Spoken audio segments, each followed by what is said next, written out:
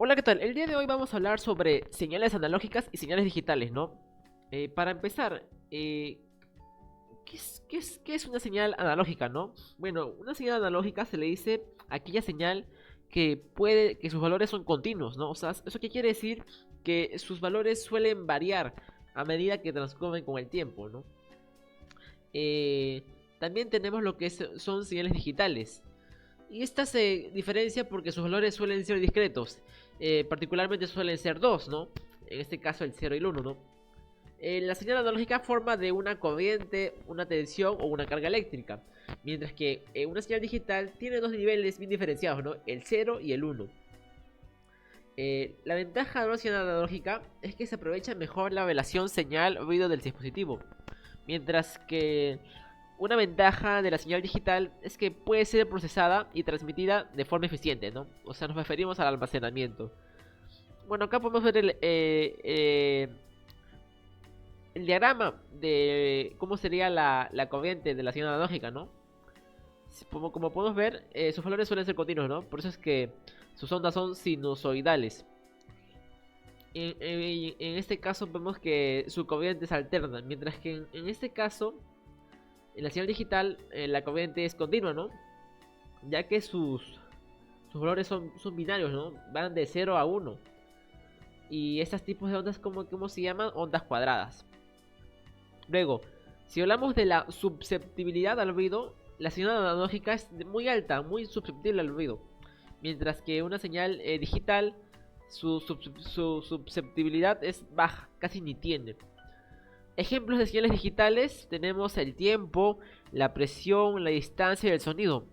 Mientras para la señal digital tenemos, por ejemplo, la señal del reloj en un microprocesador.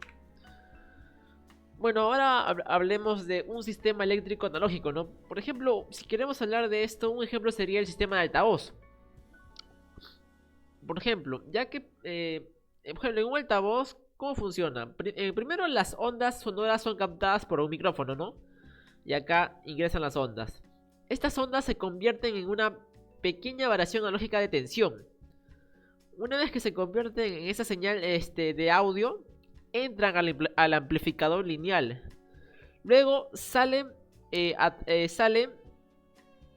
y la salida es una reproducción amplificada de la tensión de entrada. Para al último salir por el altavoz, ¿no? El sonido sale por el altavoz a través de ondas sonoras. Luego tenemos un sistema que utiliza métodos digitales y analógicos, ¿no? Un ejemplo sería el CD, ¿no? Por ejemplo, en este caso, en este gráfico de acá, primero un sistema óptico de diodos láser lee los datos digitales del disco, ¿no? Luego, en el paso 2, estos datos se transfieren al convertidor digital a analógico. En este punto 3, este transforma los datos digitales en una señal analógica.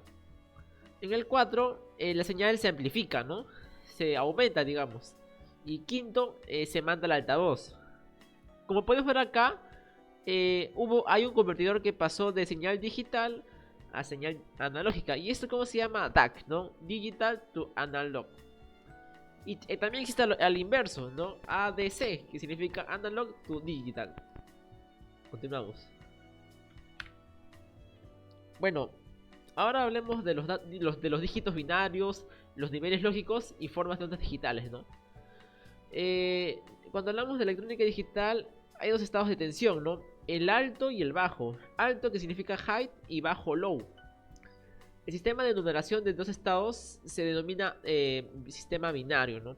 O sea, cuando hablamos de dos valores, en este caso 0 y 1, ¿no? Los dígitos que se emplean son el 0 y el 1. Y bueno, hay que recordar que un dígito binario se denomina bit. Eh, Se suele decir que la lógica es positiva cuando el valor alto está en 1 y el valor bajo está en 0. Y se suele decir lógica negativa cuando el valor alto está en 0 y el valor bajo está en 1.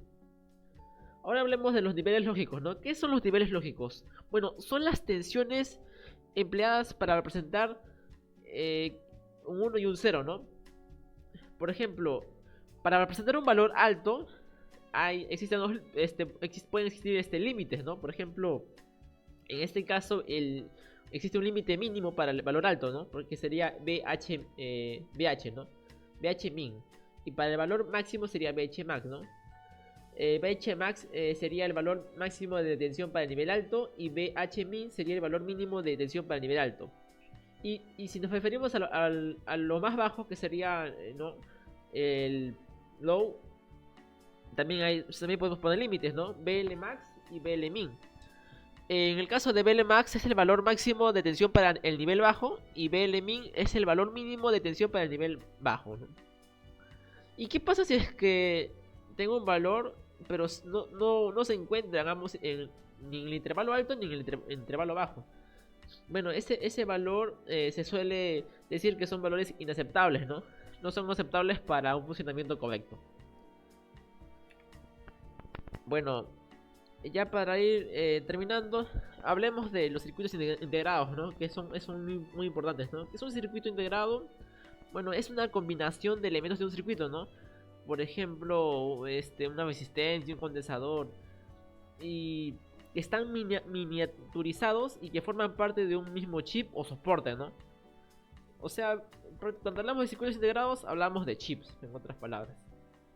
Hay otra definición que dice: es una oblea semiconductora en la que son fabricadas muchísimas resistencias pequeñas, condensadores y transistores, ¿no? ¿Y esto para qué sirve, no? Bueno, se puede utilizar como un amplificador, un oscilador, temporizador, contador, memoria de ordenador o microprocesador, entre otras, ¿no? ¿Cuáles son sus características, no? Está elaborado por un material semiconductor, ¿no? Generalmente están elaborados de silicio. Se encuentran encapsulados por conductores metálicos que permiten la conexión entre dicha pastilla de material semiconductor y el circuito de ingreso.